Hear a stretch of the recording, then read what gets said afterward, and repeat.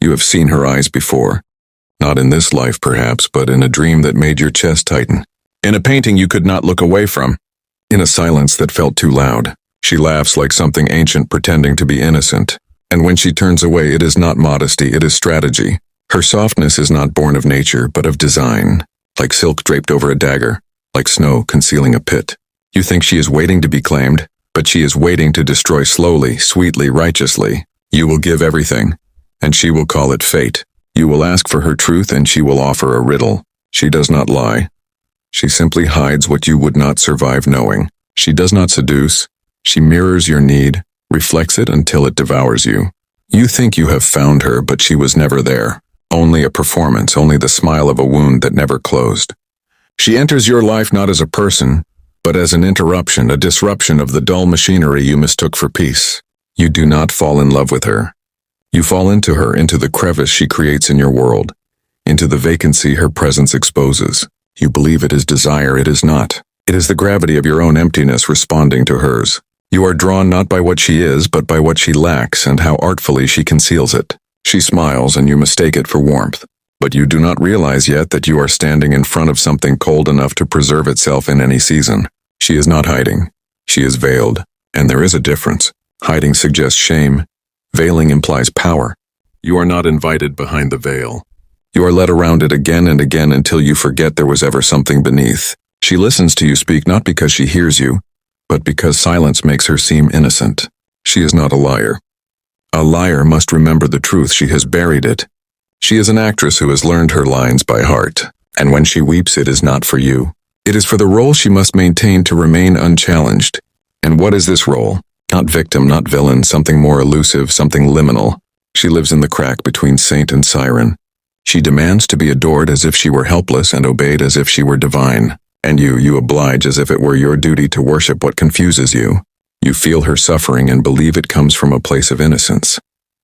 It does not, it comes from calculation.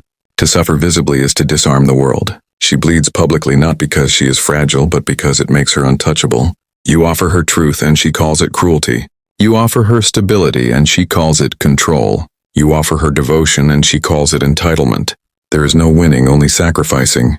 Her approval is not granted. It is rationed carefully, surgically, always just enough to keep you reaching. And in this endless reaching, you mistake longing for love.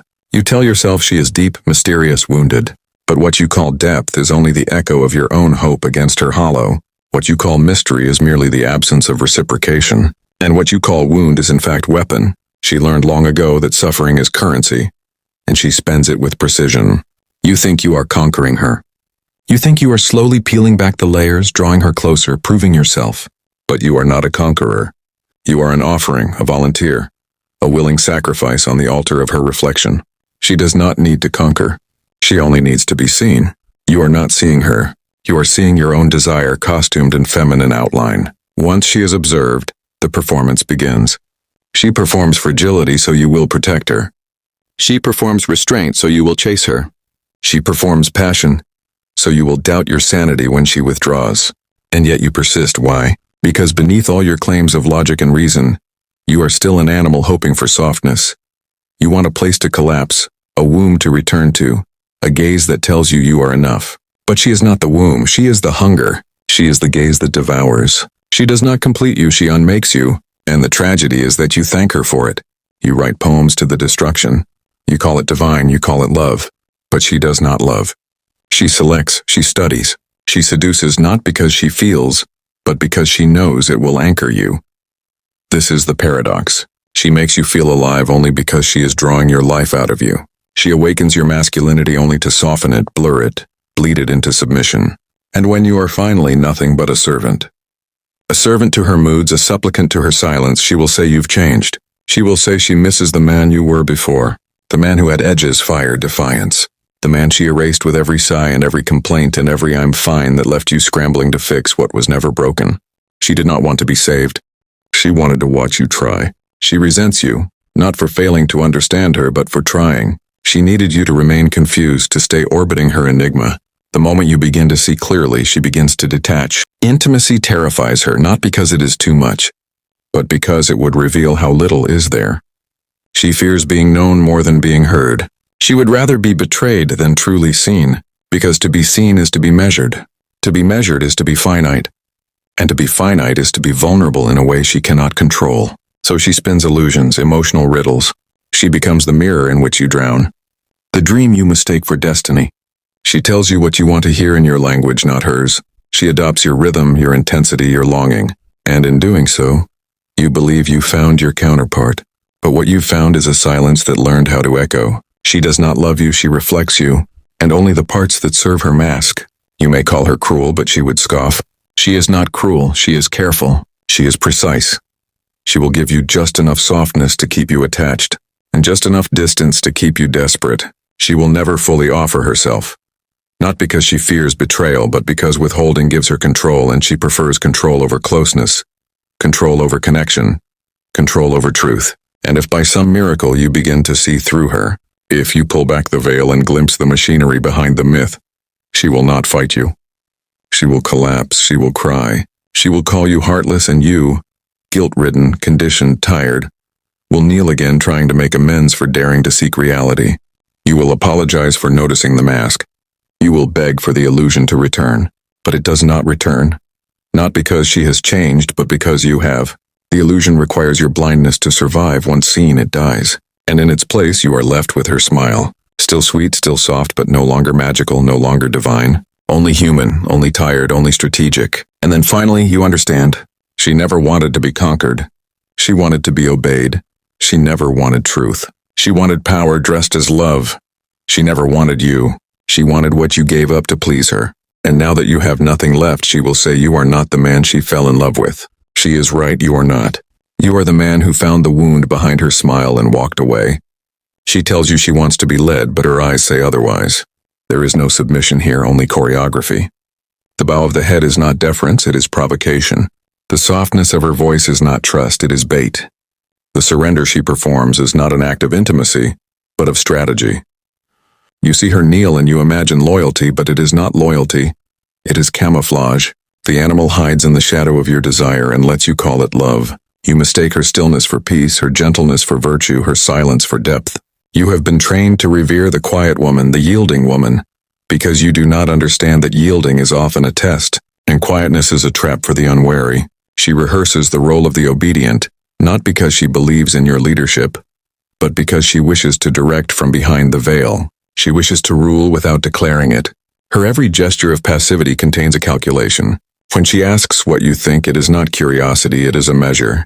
When she says she trusts you, she is handing you a script. And if you fail to follow it, she will not confront you. She will fade. She will withdraw approval like a god denying sunshine. She will grow cold and quiet and untouchable. You will ask what you did wrong. She will say nothing, but the punishment will continue. Not to correct you, but to train you. She wants you powerful but domesticated, strong but predictable, passionate but manageable. She needs you fierce enough to admire, but tame enough to control. The moment you reclaim your autonomy, she will panic. Not openly, but silently through subtle sabotage. She will test your boundaries not to understand them, but to weaken them. She wants you contained, predictable, safe for her illusions. She says she fears losing you, but what she fears is losing the version of you that orbits her. The one that bends, the one that explains himself, the one that seeks her validation before acting. That man is her creation. The moment he dies, she must face herself, and she would rather end the relationship. So she starts rewriting history. Suddenly, everything you did for love becomes evidence of control. Your passion becomes aggression. Your protection becomes oppression. Your leadership becomes ego. You are accused of crimes you did not commit, but you defend yourself anyway, and that's your mistake. Because in defending yourself, you confirm her story, that she is the victim and you are the force to escape. She plays this role not with malice, but with mastery. She knows that in this age, the one who cries first wins. And so she cries, publicly, eloquently, until sympathy becomes her sword. You are not just erased, you are rewritten. Your name becomes a warning whispered to others. You will hear that you were controlling, cruel, unstable. People will comfort her for surviving you. And you will wonder how you became a villain in a story you built with love. This is not revenge, it is ritual. The cleansing of her image.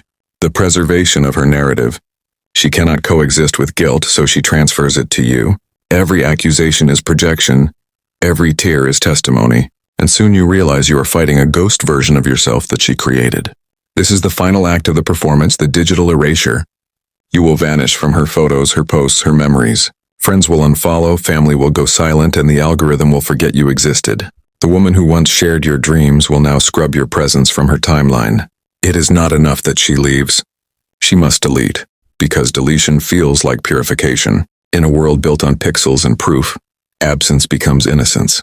The world will see her glow again, reborn, radiant, untouched, as if your years together were a phase, a glitch, a bad filter easily removed. And you will scroll through her new life like a ghost haunting the machine. You will see her laughter repackaged, her captions rewritten, her pain monetized. She will speak of healing, of rediscovery, of finding herself again. But what she found was a clean slate, wiped of your fingerprints. You are not angry yet, not fully, because part of you still hopes for closure. But closure is a myth for men like you. She will not return what she took. She will not acknowledge what she destroyed. To do so would unravel the myth she now lives by. The myth of the woman who survived the man who loved too much.